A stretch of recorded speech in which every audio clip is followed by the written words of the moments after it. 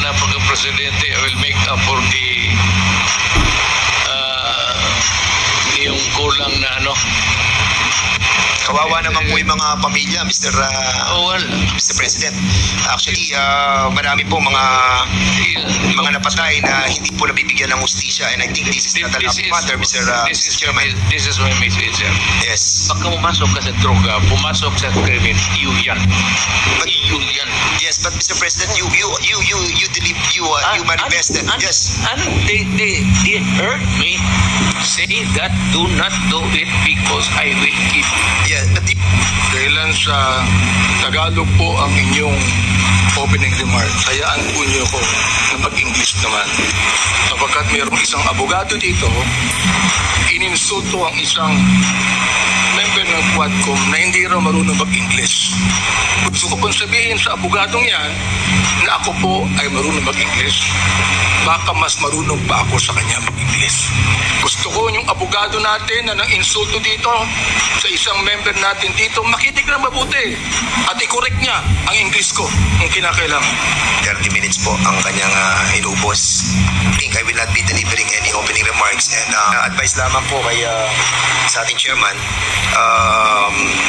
huwag mo masyadong seryoso yung mga bashers mo. As a matter of fact, madami po talaga mga bashers, pero alam mo, mga troll farms yan eh. At huwag na lang po natin intindihin. Kung ayaw mo masaktan, no, edi huwag kang magpasa.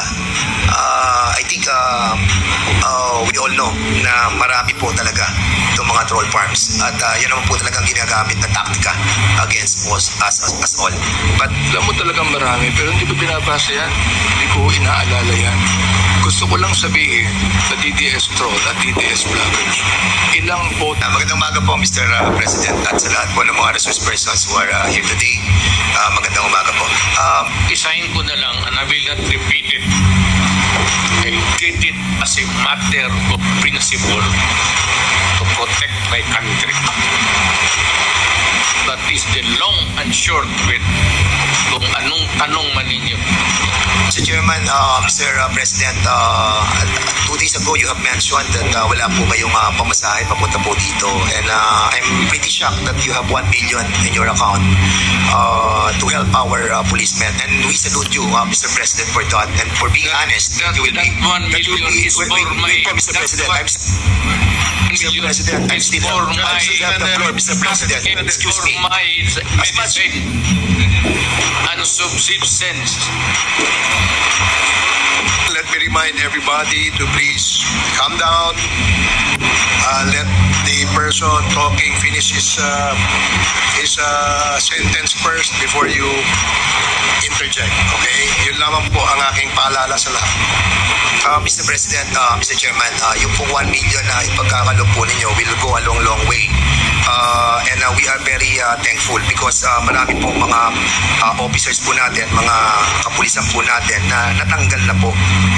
As a matter of fact, to be exact with that, Mr. Chairman, 195 officers na po itong na-dismiss. Nasira po ang kanilang buhay, nawalan po sila ng trabaho, they were humiliated, their dignity was lost, and Mr. Chairman, Mr. President, that 1 million will go a long way. I will hand to you the 1 million. Point of order, Mr. Chairman. Before this... Point of order, Mr. Chairman.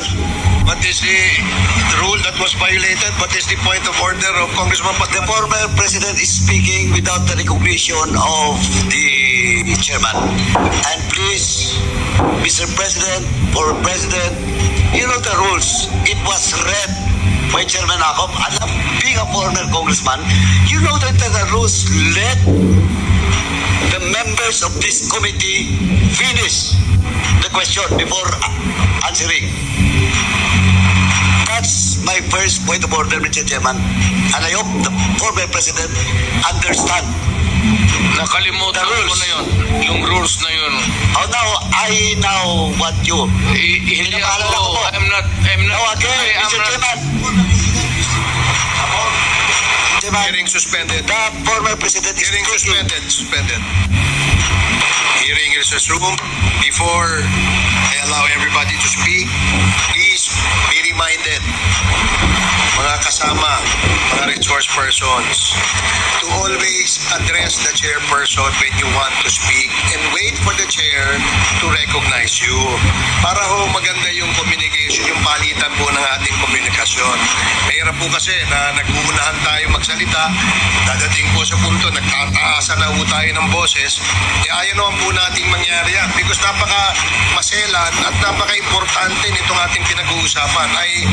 I do request from our resource person to please address the chair first before we speak, and the same as well to the members.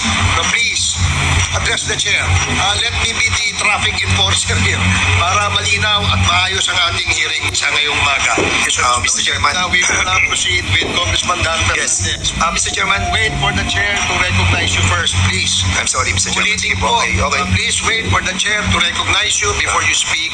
Now you are recognized, Congressman Dan Thank you, Fernandez. Mr. Chairman. If you work for a government, there are rules to be followed. It is not just because you are a policeman that you're always correct. It is not safe to say that you are a mayor that you are always correct, that you rule the city by your own. Maraming nagkakamali, and there must be a reason for their dismissal. There cannot be a dismissal without a lawful ground. Kung napaalis yan, sir, meron talagang kasalanan. Hindi mo pwedeng basta i-dismiss mo lang yung pulit. But you made a promise, Mr. President, that sagot nyo sila. Sakot ko. That after 6 years, ngayon lang po tayo magbibigay ng tulong para po sa kanila. Hindi. The record will show, Mr. President. Hindi mo, yan ang record. Hindi, walang record ng bigas, pati pera, Mr. President, binigay ko what sa I'm trying to pamilya say, nila. the record will show that wala pong tulong natanggap ang lahat ng ito. Hindi po ako nagsasalita nito, Mr. President. Ang nagsasalita po nito ay si Chief PNP Marbil. Alam mo si Marvin, you remind him, hindi nakalista yung mga bigas na binigay ko sa mga pamilya ng polis, pera, enrollment ng mga bata. Hindi nakalista dyan. You remind that Marbil na to, huwag kang maniwala dyan kay Marbil. Wala ka dyan. Sandali lang. I'm trying to be smart talaga. I'm sorry if I'm overdoing. Yeah, it's okay po, Mr. President. No problem. It's not really, hindi ko sinasadya yun. Opo. I respect I was once a member of medyo emotional lang kasi ako basta crime na talagang galit ako sa galit. We understand that po, Mr. President. Nandito na lang rin tayo. Pag nahuli ninyo, patak nyo lahat. Huwag ninyong dalhin sa Sir, pupunta ng presuhan niya, papakainin ko pa yung mga... Mr. President, thank you so much for refraining yourself from speaking bad words. We appreciate that. No, nakikita po namin na talagang pinipigilan niyo ang sarili. Takot ako sa inyo, sir. Hindi po, sir. Natutuwa po kami dahil nga nagiging maayos po yung ating usapan po, sir. Sir, kasi po may... Sweating nga, so. Takot talaga ako sa inyo. Kami rin po, malamig din po kamay namin dahil sino po ba yung sinasabi na assistant na magdi-disperse po ng pera para sa reward system? Yes. Sino po, Mr. President? Hindi ko na sino kahiro doon. A police operation cannot be funded by private money. That is not allowed by law. In accordance with the rule of COMELEC, yung excess money po na ginagamit po natin sa kampanya must be returned back to the COMELEC, Mr. Chair, to the donors, Mr. President. Hindi, yun po sinasabi ng COMELEC, Mr. President. And yun po yung batas na atin po dapat sundin. Ano yung kita? Sinong kandidato nagsauli? Sir President, you cannot ask question. We will be the one asking question. That's why I said... Kasi po kami po nakakatanggap po. Mr. President, I still have the floor. To grow Mr. President, public interest to protect public interest. Kaya nga po, Mr. President, Yes. na-utilize po yun. Yung sa, Yes, correct. Mr. President, your pronouncement that don't destroy my country because I will kill you. Does this pertains to all of these elements, Mr. Hindi naman. Sir, I was really particularly worried because yung droga kasi ang target yung mga bata. Hindi tayo. Ang droga na distribute dyan sa mga high school, dyan sa mga ano. Kung ang next generation ng Pilipino puro bangag at marami nakikita mo dito mga opisyal natin sa gobyerno nakikita mo mga bangag alam mo na kung sino ang bangag tinatawag nila kaya ako sir I'm just being I was even a father but talagang galit ako sa kriminal. Those in trafficking sa drugs, may utak yun. Yun sila ang nag-traffic ng drugs. And they avoid taking drugs because alam nila na kung malulong sila sa droga, hindi na nila magamit yung utak nila. Kaya, yung sinabi nila na hindi lahat drogista, tama yun. Pero ito po yung mga collateral damage. Sabi nga po, shit happens di ba? Sabi ni Gerald Bato.